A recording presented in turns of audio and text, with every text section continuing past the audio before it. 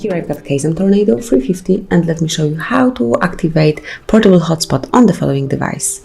So at the very beginning, open the settings, then under Wireless and Networks, click on More.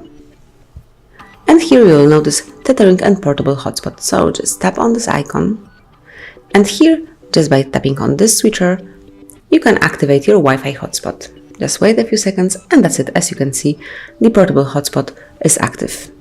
If you will click on the Wi-Fi hotspot, you will notice more settings, so you can set up your Wi-Fi hotspot here. Just click on it. And now you can change both your network name and also the password. So let's start with network name.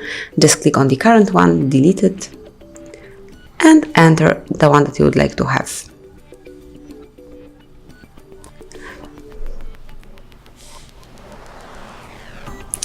Then just tap on Show Password to see what your current password is, and erase it the same way as you did it with name of your hotspot.